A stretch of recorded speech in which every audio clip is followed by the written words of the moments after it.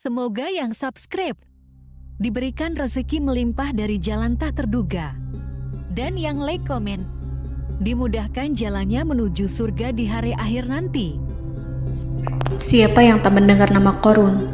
Dia adalah seorang sosok kaya raya di zaman Nabi Musa yang namanya melegenda hingga sekarang. Kisahnya diabadikan dalam Al-Quran, bahkan menjadi peribahasa atau ungkapan di masyarakat guna menggambarkan seseorang yang mirip dengan tabiatnya atau menisbatkan harta yang ditemukan terpendam dalam tanah sebagai harta Qorun. Qorun adalah miliarder kaya raya yang hidup sejaman dengan Nabi Musa. Saking kaya rayanya, Qorun setiap kali keluar dari rumahnya, ia didampingi dengan 300 pelayan laki-laki dan 300 pelayan perempuan. Qorun juga dikawal oleh 4.000 pengawal yang diiringi 4.000 binatang ternak ditambah 60 ekor unta yang khusus membawa kunci-kunci gudang penyimpanan harta kekayaannya itu. Itu dilakukan semata-mata sebagai bentuk kesombongan bahwa dialah manusia paling kaya, paling terhormat, dan memiliki pengikut setia. Ia merasa lebih mulia dibandingkan Nabi Musa alaihissalam. Orang-orang tentu saja akan penasaran seberapa banyak harta kekayaan Qorun jika pengawal dan pembawa kunci gudang kekayaannya sebanyak itu. Lalu berapa banyakkah harta yang dimiliki Qorun yang disimpan di dalam gudangnya tersebut? Sebelum saya melanjutkan, dimohon untuk menonton video ini sampai selesai supaya tidak ada kesalahpahaman dalam memahami isi cerita, serta mohon bantu channel ini semakin berkembang dengan cara tekan subscribe dan silakan tinggalkan like serta komen positifnya. Semoga dukungan pemirsa Risalah Kehidupan bernilai pahala dan menjadi wasilah dimudahkannya segala urusan pemirsa sekalian. Pemirsa Risalah Kehidupan, di zaman sekarang banyak orang yang mengistilahkan rezeki yang tak terduga dengan istilah harta Qorun. Lalu dari manakah sumber harta kekayaan Qorun yang sangat luar biasa itu? Serta di manakah Qorun dan hartanya ditenggelamkan? Siapakah Qorun dan bagaimana kisahnya dengan Nabi Musa? Qorun merupakan kaum Nabi Musa alaihissalam. Disebutkan oleh Ibnu Juraij, nama lengkap Qorun adalah Qorun ibnu Yashar, ibnu Qahis, ibnu Lawi, ibnu Yakub. Ia merupakan putra paman atau sepupu Nabi Musa alaihissalam. Pasalnya, Nabi Musa alaihissalam sendiri adalah putra Imran, sedangkan Imran adalah putra Qahis. Dengan kata lain, Qorun masih satu kakek dengan Nabi Musa alaihissalam, yakni kakek Qahis. Ia adalah umat Nabi Musa yang taat. Tidak hanya memiliki banyak harta, Qorun juga termasuk orang yang cerdas dan berilmu. Ia menguasai ilmu duniawi dan ilmu ukhrawi, dan tercatat bahwa Qorun adalah ahli di bidang kimia. Dirinya tercatat sebagai ahli kitab Taurat setelah Nabi Musa. Kepandaian Qorun dalam ilmu agama membuat dirinya sering disebut dengan ilmu nawir, atau orang yang memberi cahaya dan penerangan. Suaranya terkenal merdu dalam membaca kitab Taurat. Selain itu, Qorun juga lihai dalam berbisnis. Ia mengetahui trik investasi yang menguntungkan, serta jalur perdagangan internasional yang strategis di zamannya. Kekayaan Qorun begitu banyak, sebagaimana tercatat dalam surat Al-Qasas ayat 76. Sesungguhnya Qorun termasuk kaum Musa, tetapi dia berlaku aniaya terhadap mereka. Kami menganugerahkan kepadanya perbendaharaan harta yang kunci-kuncinya sungguh berat dipikul oleh sejumlah orang-orang yang kuat. Dalam riwayat Kaisamah disebutkan, kunci gudang kekayaan Qorun dibutuhkan 60 bigol atau sejenis kuda kecil. Ukuran kuncinya sebesar jari, bahannya terbuat dari kulit, dan setiap kunci digunakan untuk satu gudang. Maka keluarlah Qorun kepada kaumnya dalam kemegahannya. Para ulama tafsir menjelaskan Korun keluar dengan mewah diiringi dengan 300 gadis berbaju merah dan 4.000 kendaraan kuda. Tak heran, iring-iringan Korun itu mengundang decak kagum mereka yang gandrung terhadap harta kekayaan. Sebagaimana yang terekam dalam ayat Al-Quran, moga-moga kiranya kita mempunyai seperti apa yang telah diberikan kepada Korun. Sesungguhnya ia benar-benar mempunyai keberuntungan yang besar. Quran Surat Al-Qasas ayat 79. Namun tak sedikit kaumnya yang mengingatkan. Ingatlah ketika kaumnya berkata kepadanya, janganlah engkau terlalu bangga, sesungguhnya Allah tidak menyukai orang-orang yang terlalu membanggakan diri atau farihin. Ulama menafsirkan istilah farihin di sana juga berarti takabur, zolim, berbuat kerusakan, arogan, dan tak mau bersyukur terhadap nikmat. Korun dikisahkan memiliki ribuan kuda yang berisikan emas dan perak. Bila keluar rumah, Korun selalu berpakaian mewah dan dikawal 600 pelayan dan diiringi 4.000 ekor kuda serta 60 ekor unta yang membawa kunci-kunci gudang kekayaannya. Namun, sayangnya Korun kemudian membangkang pada Nabi Musa dan menjadi pengikut setia Fir'aun. Mengenai dari mana asal-usul kekayaan Korun, ada beberapa riwayat yang memberitahukan tentang asal-usul kekayaan Korun. Sumber pertama menyebutkan bahwa jauh sebelum memiliki kekayaan, Korun hanyalah seorang lelaki miskin yang tidak mampu menafkahi keluarganya. Anaknya sangat banyak. Lalu suatu ketika Korun datang kepada Nabi Musa. Ia meminta Nabi Musa alaihi salam untuk mendoakannya agar Allah memberikan harta benda yang banyak. Korun juga meminta Nabi Musa mengajarinya ilmu kimia dan ilmu-ilmu kehidupan lainnya. Korun dikenal sebagai orang yang soleh dan mengikuti ajaran Ibrahim dengan baik, sehingga tanpa pikir panjang, Nabi Musa alaihi salam menyetujui permintaannya. Allah Subhanahu wa Ta'ala mengabulkan doa Nabi Musa. Korun diberikan kecerdasan luar biasa dan menguasai ilmu yang telah diajarkan kepadanya. Korun menguasai teori dan praktik pembuatan emas permata dan beragam perhiasan mewah lainnya.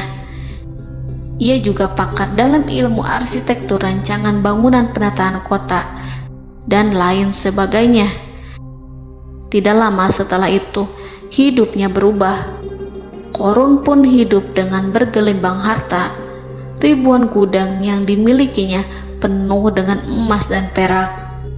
Namun, sayangnya, keberuntungan yang didapatkannya membuatnya gelap mata. Korun mulai hidup dengan penuh pamer, keangkuhan, dan penuh kesombongan. Kekayaan yang diberikan Allah Subhanahu wa Ta'ala membuatnya lupa dengan Sang Maha Pemberi. Korun merasa lebih terhormat dan mulia dibandingkan Nabi Musa. Ia pun akhirnya membelot dan durhaka pada Musa. Ia mengingkari janji-janjinya dulu dan beralih menjadi pengikut Fir'aun yang setia. Loyalitas Korun terhadap Fir'aun membuatnya diangkat menjadi kepala mandor yang membawahi ribuan pekerja. Dikisahkan bahwa Korun bersikap semena-mena terhadap para pekerja. Ia tega memotong upah mereka.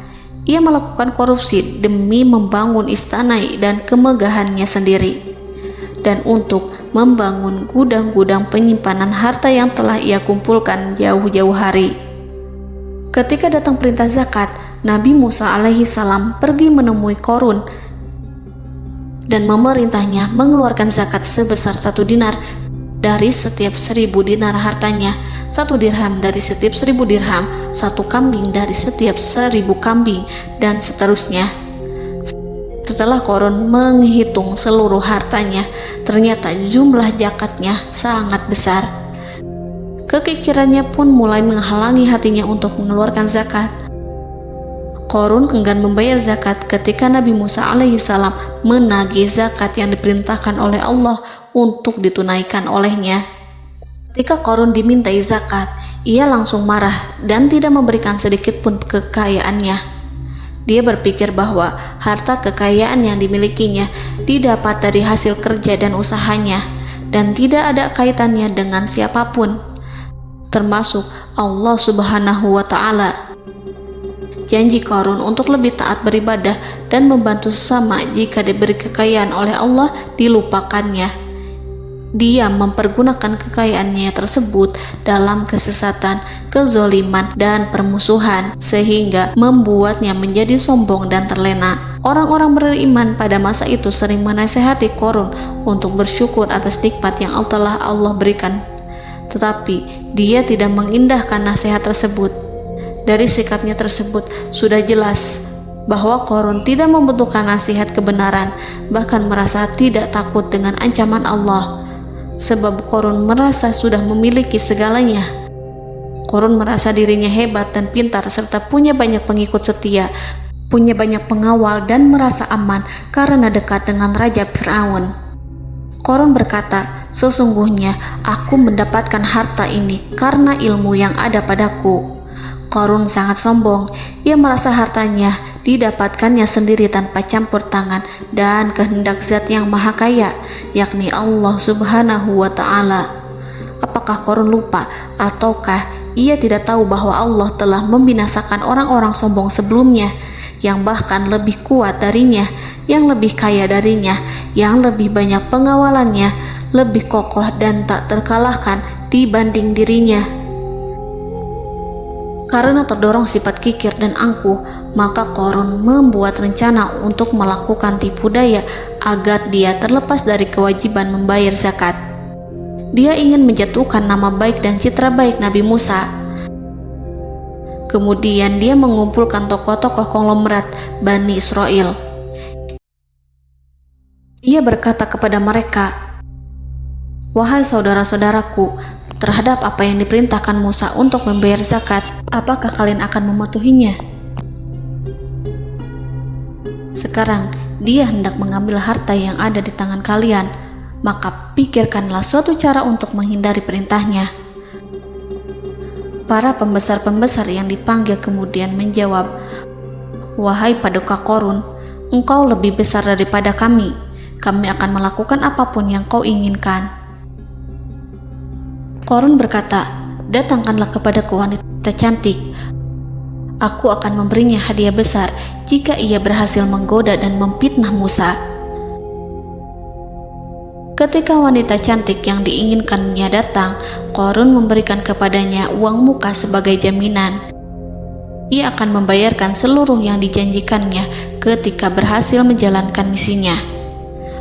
Bukan hanya itu, Qarun pun berjanji akan menjadikan wanita ini sebagai istrinya.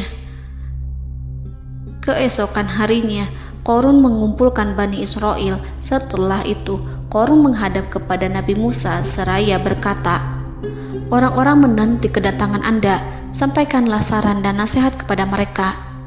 Nabi Musa kemudian keluar dari rumahnya. Ia mulai menyampaikan nasihat pada umatnya.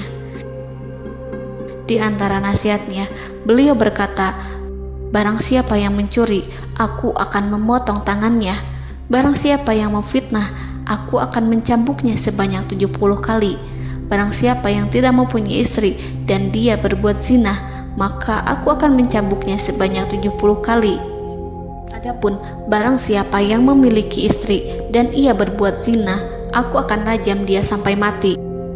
Qarun kemudian berkata, "Apakah ini juga berlaku untuk Anda jika Anda sendiri yang berbuat zina? Apakah Anda akan menerima hukumannya?" Kemudian Nabi Musa menjawab, "Ya, meskipun saya sendiri yang melakukannya." Maka kemudian Qarun memanggil wanita yang telah dibayarnya. Wanita itu berdiri di depan Nabi Musa dan Bani Israel yang telah berkumpul, mengaku sedang hamil karena berhubungan badan dengan Nabi Musa. Maka marahlah Nabi Musa atas fitnah kejam yang diarahkan kepadanya. Kemudian Nabi Musa melakukan sholat 2 rakaat, lalu mendatangi wanita itu dan menyumpahnya agar mengatakan siapa yang menyuruhnya. Wanita itu menjadi ketakutan. Ia bergemetar di depan Nabi Musa dan mengaku bahwa yang menyuruhnya adalah Qarun. Lalu wanita itu bertaubat dan meminta maaf kepada Nabi Musa. Seketika Nabi Musa bersujud seraya berdoa kepada Allah agar menimpakan azab kepada Qarun. Allah memberi wahyu kepada Musa bahwa bumi telah dijadikan tunduk kepada perintah Nabi Musa. Kemudian Nabi Musa berkata kepada bumi, "Wahai bumi, telanlah Qarun beserta kekayaannya, habiskanlah semua." Kala itu Allah menurunkan wahyu kepada Musa alaihissalam untuk memerintah bumi apapun yang diinginkannya.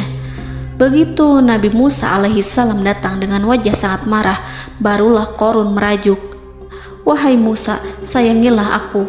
Sementara Nabi Musa alaihissalam tak bergeming. Beliau lantas berkata pada bumi, "Wahai bumi, ambillah mereka." Seketika rumah Qarun mulai bergetar. Qarun dan antek-anteknya mulai dibenamkan hingga bagian lututnya. Rumahnya ikut turun sedalam lutut. Qarun kembali merajuk, "Sayangilah aku Musa." Rumahnya kembali berguncang. Kini Qarun dan kawan-kawannya kembali terbenam hingga pusar. Demikian pula rumahnya. Qarun terus merajuk, "Wahai Musa, sayangilah aku."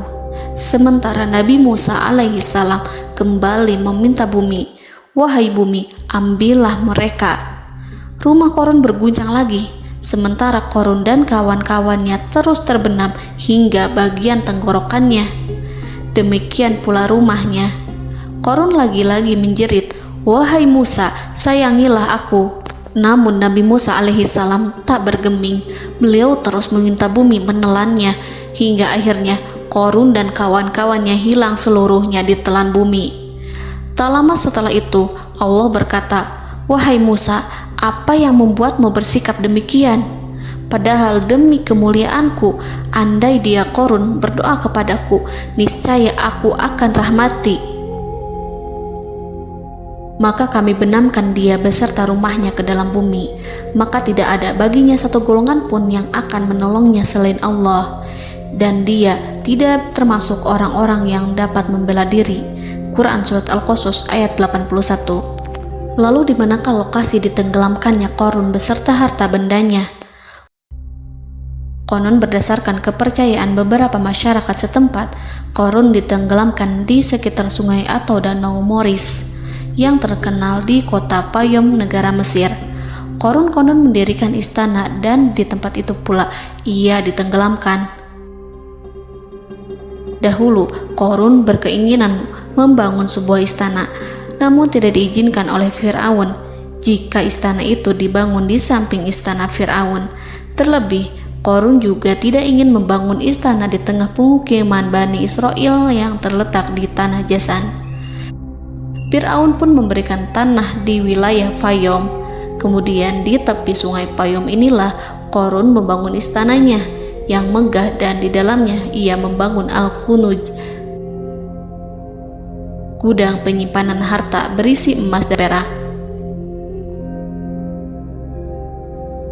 Salah satu bukti arkeologis yang dapat dijumpai di lokasi tersebut adalah runtuhan bangunan yang diduga sebagai tempat tinggal Qarun yang berjarak sekitar 2 km dari Danau Qarun. Menurut beberapa sumber, bangunan yang masih berdiri kokoh tersebut adalah benteng yang dibangun oleh Qarun. Namun ada juga yang mengatakan bahwa bangunan tersebut adalah tempat tinggalnya. Wallahu a'lam. Semoga kita semua dijadikan orang yang Allah mampukan menjadi orang kaya namun tidak seperti Qarun,